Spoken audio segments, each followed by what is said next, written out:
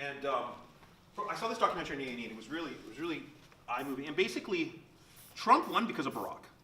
Mm-hmm. So when Barack got in, like, it pissed off a lot of people. It pissed off like a lot of rich white people. Right. You know, and he was doing radical thing, and then all of a sudden it was okay to transsexual, it was okay to be gay. Everything had to be okay. Mm-hmm. And all these older people win. Yep, I watched his documentaries and everything. Yeah, everyone laughed at him. The reason not going, he's like, no. I'm telling you, I've been to Michigan. I've been to fucking thing. He's telling people what they want to hear. Mm-hmm. People are pissed off because Barack all of a sudden everything had to be okay. Right. And he's just like, he's gonna win. He's telling people what they want to hear. And then he won. And he's like, I told you. So, I mean, it's hard as a Canadian because we don't give a shit about religion. We don't give a shit about anything. Like, we don't, like to us, it's like no matter what ethnicity you are, you're still Canadian. Right, exactly. We love everyone, right?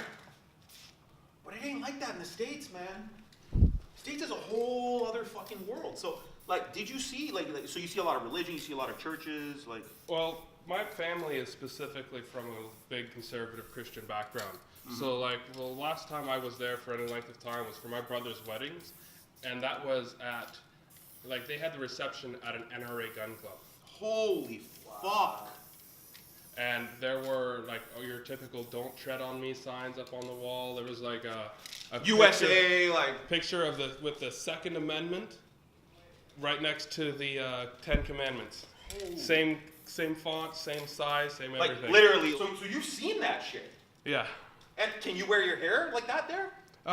Yeah, they don't give me too much trouble, they don't really. It confuses them because I've been in their group for a long time and then kind of went off and did my own thing, and I'm the only one in my family that ended up leaving the religion. Yeah. Oh shit.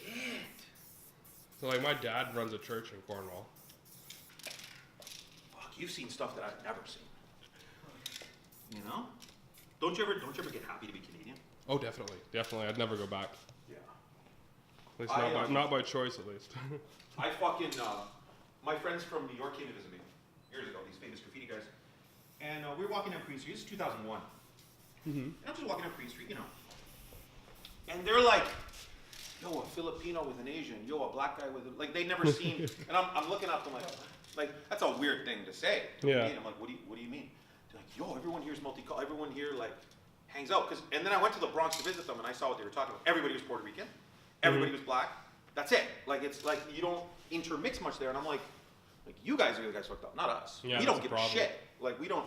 Like, the way I am, if one person only hangs out with their own ethnic background, I think that's weird.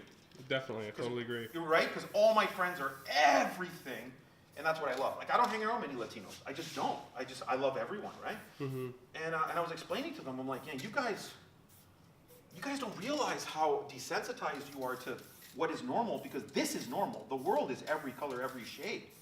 And I'm like, this weird concept that, like, people don't leave the Bronx, or whatever. I'm like, it's fucking weird. It's diluted. And then I said hi to a cop. They lost their minds. Yeah. I'm like, I talk to cops every day. Are you afraid of cops? Are you afraid of cops? Like, I'm not afraid of cops. I'll jaywalk in front of a cop. I jaywalk right in front of cops. Yeah. Straight up. And I'm like, what the? They couldn't believe it. They never seen that before. And I'm like, man, what the fuck? Yeah, like, exactly. Do you want fried rice or pad thai? Pad thai. And you know, and I went to Florida as a kid, and I saw how they treat Latinos there. You know, the security started following me, and the people were being rude to me, and I was like, man, like, you guys are fucked. You know, you guys are. I don't know what your fucking deal is, but I love everybody, and every Canadian loves everybody, and it's no big fucking deal to me. I don't know why. You know. Yeah, man. You know. People always say that Canada's the best country, but I travel a bit. I'll never fucking do this country. I fucking love this country. I love everything. And it's like we fight over like the stupidest things. Like Toronto freaked out over thing laws. What do you call it? Cigarettes. Like they fought to get cigarettes back, and they won. Like that's Toronto, you know? like they'll riot over cigarettes, but in the States they'll riot over anything, you know? Mm-hmm. They'll sue you because they don't like your face. Like, oh, like the United States is known as the place where you could sue anybody for anything. You know? They have it designed that way, so that a lot of the times you won't be able to get recourse for damage any other way. Yeah. Whereas here, it might be taken care of by the crown. And then the fucking, well, yeah, there's a whole other thing. So we're owned by the Queen of England, legally. We're fucking her property. So you can't pull a lot of shit here that you can do in the States. They're a private organization, a private corporation since this is the first recession, when the banks bailed them out. So there, it's like the laws are continuously changing, and you can manipulate them. Here, it's like, no, the Queen owns you, and fuck off. That's the end of that, you know? So we're like, all right, well, all right. We don't complain.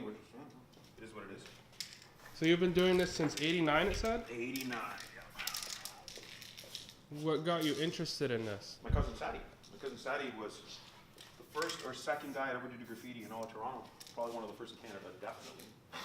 And I looked up to Sadie. Sadie was my idol. You know, he looked cool. He had confidence. He broke dance. He fucking was an incredible artist. And then I said, oh, I'm like, yo, I saw his sketchbook at 14. And I was like, yo, teach me this graffiti shit. So then he gave me little pointers. And then I became obsessive. And then I started getting him out of retirement. And then I started getting jobs. And then we started painting together. And then I started learning. And then I just absolutely exploded. And started fighting for all my walls and everything. And then I became fucking big. I met people from Ottawa. A lot of my crew's from Ottawa, actually. They moved to Toronto to go to Sheridan for animation.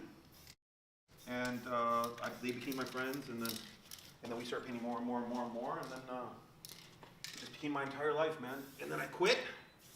Around 2001, I got bored of it. I was like, this shit's boring. And then I almost died 2 years ago, and then I came out of retirement, and now I'm busier than ever. People who do it. Most people do graffiti out of like angst. Most people do graffiti out of like, they're looking for some attention, and you know, back in those days, this is pre-internet, so it's almost impossible for people nowadays to relate. But it's like, you know, you would do things to be cool.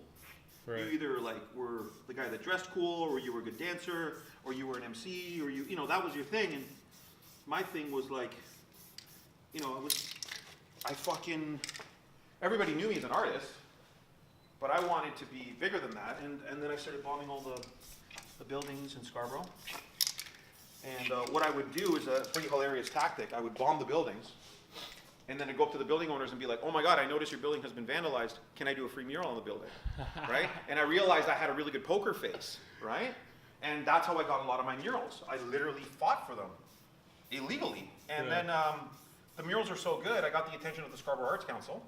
So then they're like, we love what you do illegally. How about we get you some walls to do legally? I was like, sure, I'm down. So then they helped me get walls, and then I got on TV, on the radio, on everything. Fucking my whole life exploded. And it was all because I fought. I fought to be fucking awesome, you know? And I don't think a lot of people fight nowadays. I think a lot of people now just think they deserve shit. Nobody deserves anything. Seriously to everyone else. And then I became known for my murals internationally.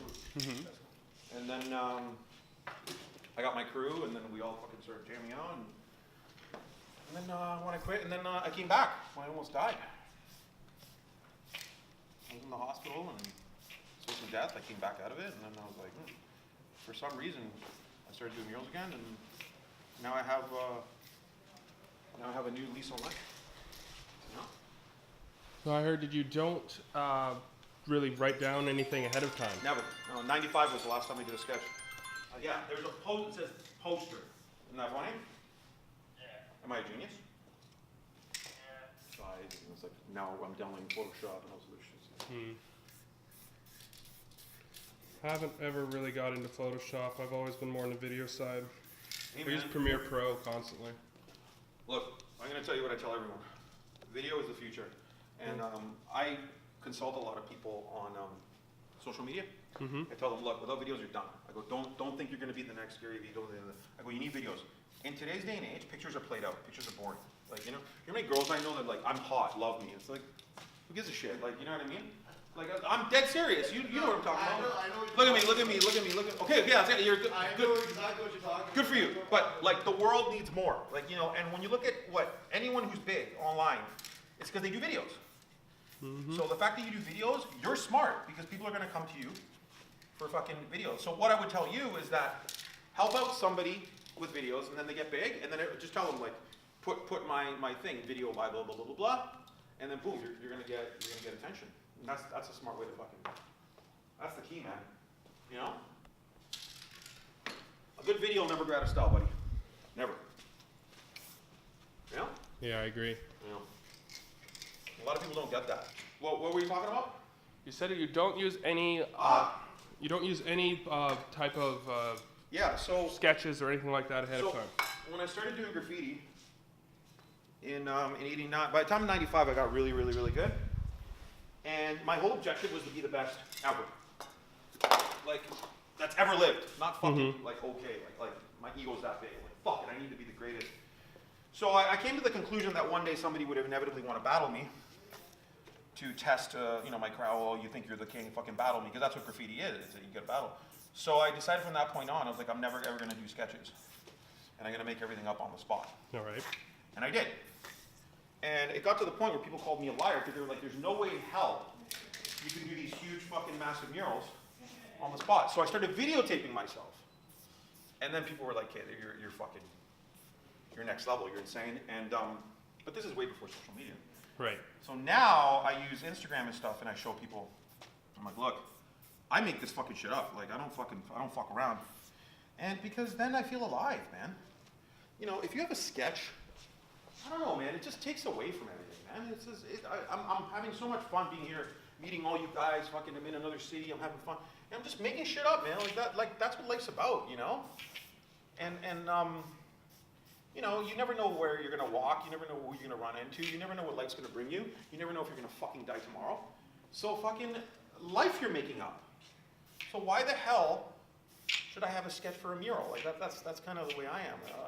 I don't know. Like I don't even know how people can have egos, thinking that like this thing's it's telling you what to do. Like that to me doesn't impress me, man. You know, what impresses me are people that are free, people that have no fucking agenda, people that have no pre-designed destiny. They just fucking make it up. You know, you never know where life's gonna lead you. No one does. Very true. Very true. You think you do, but then life throws you curveballs. People get sick. Financial ruin happens. Countries topple. Like all this shit happens. So it's just like, that's the way I look at life, man. Just fucking make it up, man. Reminds me of like some of Chris Hadfield's little brother. Chris Hadfield. Oh yeah, okay. Chris Hadfield is the producer, but his little brother is the on-screen personality on this show called Rare Earth. Okay. He goes around talking about a lot of the things you just said. Yeah. I knew what I wanted to do, but then I came here and they're like, well, we don't want to write the name of this place because the name could change. I'm like, all right, how about I write cannabis? Sounds good to me. Boom. Okay, I know what I'm doing. Like it's like that. That gives me more happiness, being to make something up and be ready at all times, be ready for war, than to like, oh, let me draw it out for you. I don't know. I can't roll that way, man. I can't. I would just feel so inhibited, and I'm such a free human being. I think it shows. I hope so, man. I mean, it's always be ready for battle, man. Because when you have kids and you get married and you have a job, you're in battle. And people lose their jobs and commit suicide and fucking get cheated on and all that shit every single fucking day. And what are you gonna do then? You have to adapt. Right. Well, I'm gonna have to get back at it. I just wanted to say thanks for being on camera. Thank you, buddy. Anytime. Anything for you. I'll definitely send a copy of this to you. People don't realize Yeah. cars should make life better. They shouldn't be your entire fucking life. You know? Yep, I agree.